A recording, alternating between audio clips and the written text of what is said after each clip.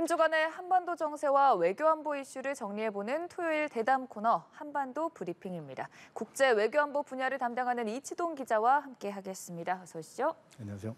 네, 먼저 이번 주 주요 사안부터 좀 소개를 해주실까요? 북한 김정은 체제의 사상, 이념 좌표가 여전히 안개 속입니다. 오늘 다룰 내용 정리하고 조금 더 짚어보겠습니다. 북한이 김일성, 김정일, 김정은 3대 세습 지도자들의 대형 초상화를 나란히 내걸었습니다. 오래전에 철거된 마르크스와 레닌의 초상화도 다시 등장했습니다. 러시아군이 우크라이나 인근에서 전술핵 훈련을 실시했습니다.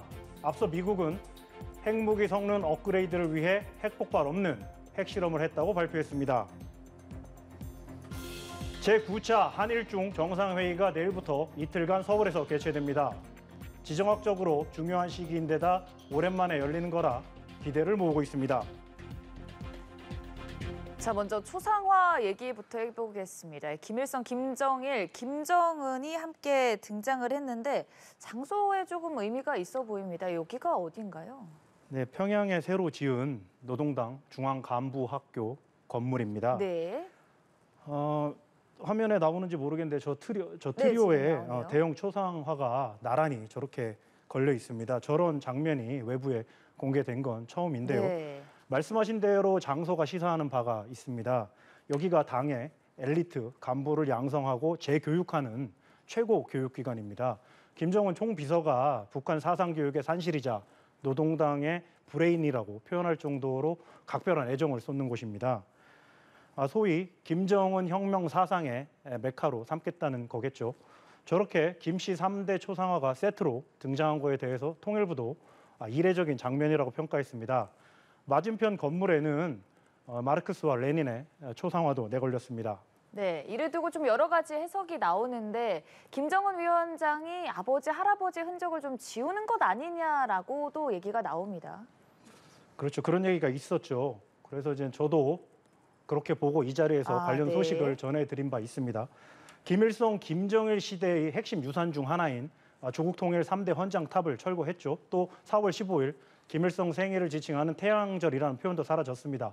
김정은이 선대의 후광에서 벗어나서 차별화, 홀로 서기를 하려는 거 아니냐는 해석이 나왔는데요. 하지만 이번에 중앙간부학교 준공식 연설에서는 김일성, 김정일 주의를 수차례 언급했습니다. 그러면서 계승성과 혁신성 얘기를 했습니다. 전통과 개혁 두 마리 토끼죠. 한 대목 들어보시겠습니다. 김정은 동지께서는 당 중앙과 뜻과 의지 실천을 같이하며 위대한 김일성 김정일주의 당의 강화 발전과 주체혁명 위협의 승리적 전쟁을 위하여. 그러면 선대 유산에 대한 뭐랄까 입장이나 태도 변화가 있었다고 볼 수 있는 건가요? 그게 중요한 대목인데요. 부분인데 김정은이 사실상 후계자 수업도 없이 집권한 지 만 13년이 돼갑니다. 그렇죠. 국방력을 비롯해서 경제, 민생, 그리고 사상, 이념 이 세 가지가 이제 통치를 하는 데 있어서 중요한 세 가지 요소일 텐데요. 국방력은 상당히 키웠고 또 민생, 경제 부분에서는 뭐 살림집 같은 거를 많이 지으면서 챙기는 모습을 애써 보여왔습니다. 하지만 사상, 이데올로기적으로는 아직 확실한 자신만의 유니버스를 구축했다고 보기는 어렵습니다.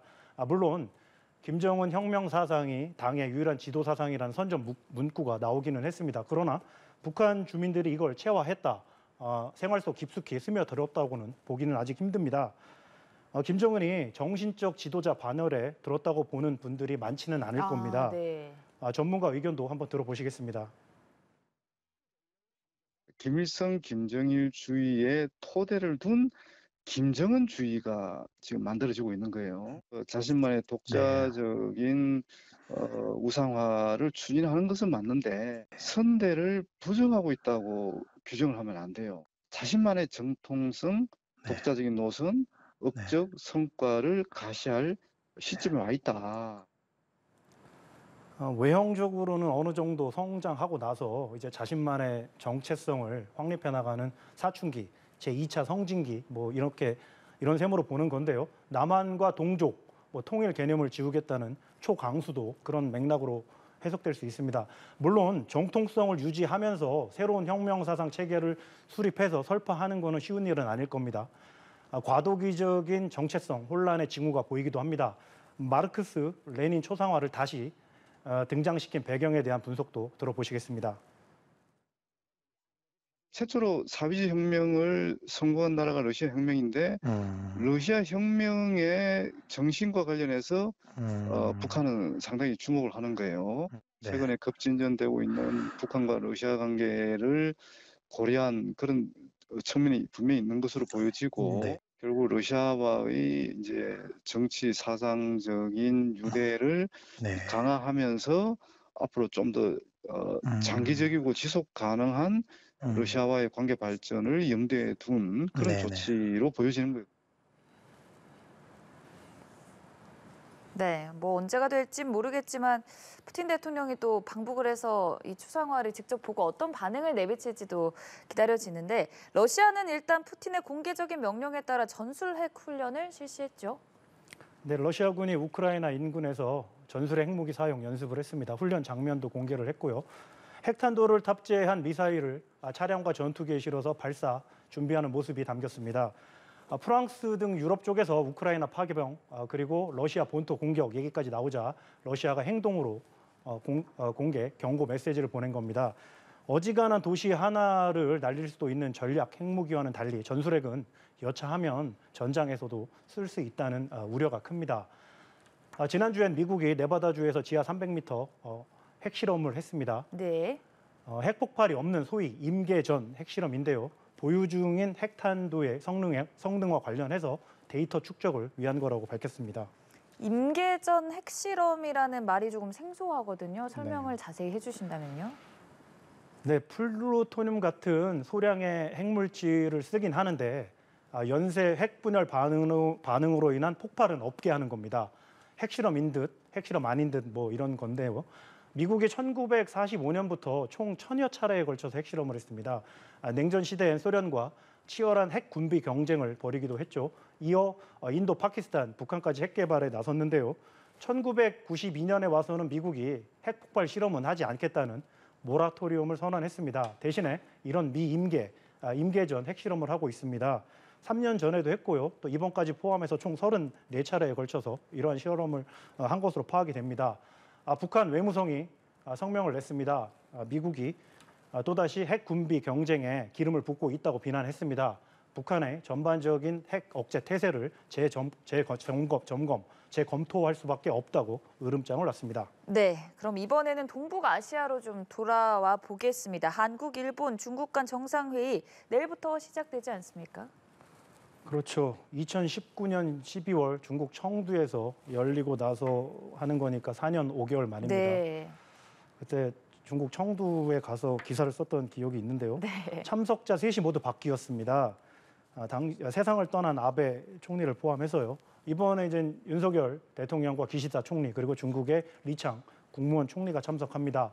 리창 총리는 중국 정부의 경제, 금융 사령탑이라고 볼 수 있습니다. 용산 대통령실은 한중일 세 나라 간 협력 체제를 완전히 복원하고 정상화하는 분기점이 될 거라는 기대감을 표했습니다. 3국의 인구가 전 세계 인구의 20% 정도 되거든요. GDP 기준으로는 4분의 1 정도 됩니다. 네. 그만큼 서로 협력하고 안정적인 관계를 유지하는 게 중요합니다. 전문가의 의견입니다. 디커플링 시대라고 하고 미국이 상당히 걸 강조하면서 밀어붙이고 있지만 한국과 일본은 중국과의 경제 관계에 있어서 많은 것들을 취해야 하고 이것을 포기하기는 당연히 어렵죠. 한국과 일본이 중국과의 경제 관계를 다시 복원하고 회복하고 그다음에 유지할 필요가 있는데 물론 중국 입장에서도 미국 주도의 전방위 압력에 대응하기 위해서는 한국, 일본과 관계를 관리하는 게 좋을 겁니다. G2 중 하나로서 현재 진행 중인 한미일 대 북중러 대결, 대립 구도가 고착화되는 걸 원치 않을 겁니다. 한국이 의장국으로서 이번 회의를 성사시키느라 노력을 참 많이 했는데요. 우리 정부의 외교적 목표가 한국을 GPS로 발전시키는 겁니다. GPS는 글로벌 피보털 스테이트라고 이제 글로벌 중추 국가를 뜻합니다. 특히 중국과 긴밀한 관계를 유지해야 우리가 이제 국제 무대에서 지위, 위상이 좀 올라가고 그만큼 더 큰 외교력과 협상력을 발휘할 수 있다는 지적이 나옵니다. 네, 그만큼 더 기대도 큰 상황인데 이번 정상회의의 관전 포인트는 뭐가 있을까요? 네, 리창 총리가 참석을 하니까 아무래도 경제 통상 협력 이 부분이 핵심 의제가 될 텐데요. 특히 미국과 중국의 통상 전쟁이 다시 과열되는 양상입니다. 한중일 FTA 협상도 2012년에 시작됐는데요. 그 이후에 지지부진합니다. 중국 쪽의 체결 의지가 강하다고는 합니다. 1차 회의가 이번에 열리는 정상회의, 이 회의의 1차 회의가 2008년에 열렸습니다. 네. 당시 아시아 금융위기에 대응하기 위해서 3국이 모인 건데요. 매년 개최를 목표로 했지만 지난 15년 동안 단 8차례만 열렸습니다. 정례화가 안 된 거죠. 물론 한중일 3국 정상이 아세안 플러스 3라고 해서 동남아에서 열리는 다자회의 계기에 모이기는 합니다. 종종. 거기는 이제 시진핑 주석이 참석을 하는데요. 하지만 이제 별도 트랙에서 이렇게 3자 정상 회의를 정례화할 필요는 있습니다. 이번 회의 결과를 담은 공동 성명이 나올 텐데요. 다음 회의는 내년에 일본에서 개최한다고 명시를 할지 아니면 서로 편리한 시기에 모이자 이런 식의 레토릭 수준에 그칠지는 지켜봐야겠습니다. 저는 전자 쪽이라고 보고 있습니다. 네, 일단 당장 내일부터 어떤 모습이 펼쳐질지 좀 지켜볼 수 있을 것 같습니다. 한일중 3국 정상회의 어느 때보다 중요한 시기에 재개됩니다. 다름 속에서도 조화와 공존의 길을 찾는 계기가 되길 바라면서 오늘 한반도 브리핑 여기서 마치도록 하겠습니다. 이치동 기자와 함께했습니다. 고맙습니다.